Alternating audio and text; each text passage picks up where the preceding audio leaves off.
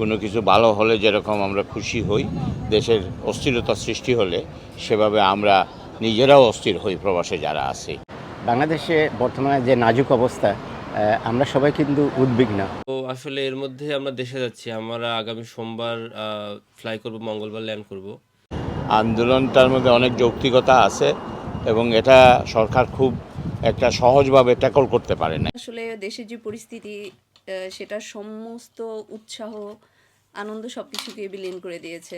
যত স্টুডেন্ট এবং মানুষ মারা গেছে এটা কিন্তু মানে বাংলাদেশের ইতিহাসে এরকম আর হয় নাই। আপনি যদি দেখেন যে এরশাদ বিরোধী আন্দোলনের সময়ও কিন্তু এত লোকজন মারা যায় নাই। কিন্তু এই জন্য বলতেছি যে যদি এটা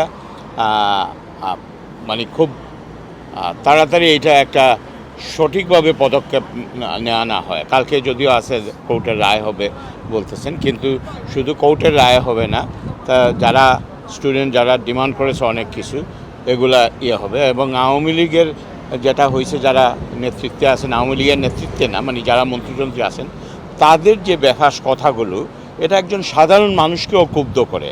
সুতরাং আমার মনে হয় যে দেশের একমাত্র মানে সর্বোচ্চ ক্ষমতার অধিকারী হলেন প্রধানমন্ত্রী, এবং প্রধানমন্ত্রী জিনিসগুলো যদি ভেবে চিনতে, ইভেন তারা দাবি করেছে যেসব মন্ত্রী বেফাস কথা বলেছেন তাদেরকে আইদার লাইনে আনা উচিত, আর নাইলে তাদেরকে সরিয়ে ফ্রেশ মানুষ এনে, ফ্রেশ রাজনীতিবিদদের এনে তার ভবিষ্যৎ চিন্তা করা উচিত। কারণ বর্তমান প্রধানমন্ত্রী নিজেও তো একটা লিগেসি রেখে যেতে হবে। সেটা হচ্ছে যে কোটা আন্দোলন নিয়ে ছাত্ররা যে আন্দোলন শুরু করেছিল এবং সরকারের অবস্থান, এবং সেই কোটা আন্দোলন থেকে যে আমাদের ছাত্রদের যে তরুণ প্রাণগুলো জড়ে গেল, সত্যি দুঃখজনক।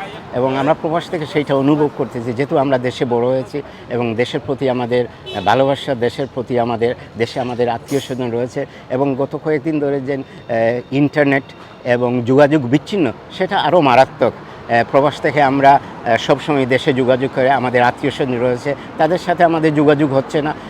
আমি চেষ্টা করেও যোগাযোগ করতে পারতেছি না। এটা কিন্তু আমি কেন, যারা প্রবাসে আছেন, কারো মা, কারো বাবা, কারো বোন, কারো মা হসপিটালে আছেন, তারা কিন্তু কারোর সাথে কিন্তু যোগাযোগ করতে পারছেন সেই দিক থেকে।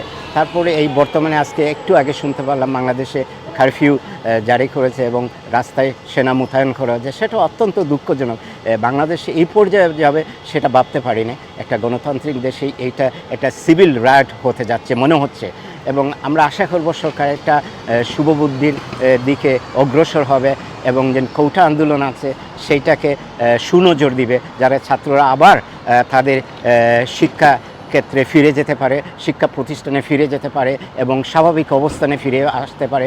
এবং আমরা প্রবাসীরা সবসময় দেশের ভালো চাই, এবং সেই ভালো চাওয়ার দিক থেকে সরকারেরও উচিত একটা ভালো সিদ্ধান্ত নেওয়া।